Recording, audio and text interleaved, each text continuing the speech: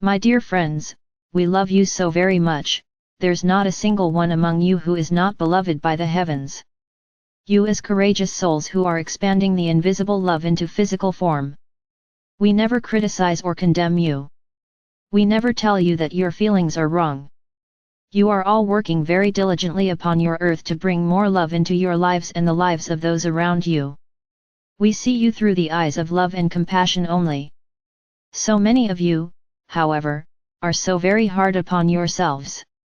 You learn to base your thoughts about yourself on the thoughts of others. Even when no one else is around, you frequently judge yourself by the criteria you have been taught. You have learned the criteria that make you a good person, a worthy person, or an acceptable person. We can say this with certainty: you are all good souls, even at those times when you forget. You are all worthy of love. That is not something you earn. That is something you are. You are all okay as is, regardless of who you please or do not please, how you look, think, act, or behave. There will always be those doing better and those doing worse. These, dear ones, are facts accepted by all in the heavens. When you live in the light of the divine, you realize that the criteria human beings impose upon one another are superficial, capricious, and unnecessary. It is your nature to love, not to judge. You accepted yourself without condition until you learned otherwise. As a child, you looked at your body with wonder. You took pride in your slightest accomplishments. You got angry if you didn't receive love because you knew that you deserved it. Over time, as you watched others judge and criticize themselves and felt others judge and criticize you, you started to judge and criticize yourselves. We understand why, dear ones, but self-criticism and self-judgment are both unnecessary and unnatural. Can you imagine waking up and looking in the mirror through the eyes of your soul?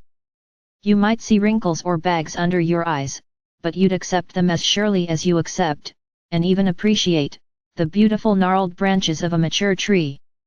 Can you imagine catching yourself after a so-called mistake and celebrating the fact that you saw an area in which you could grow?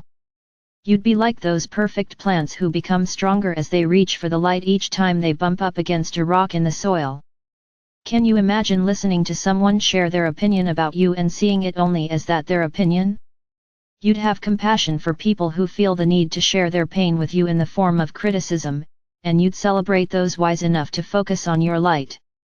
If you could practice self-acceptance regularly, you would start to experience heaven on earth.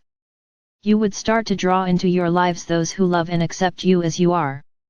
You would be open to all the good you are asking for. Start today, dear ones. Catch yourself when you judge or criticize yourself, and change it. Talk to yourself the way you'd talk to your dearest friend.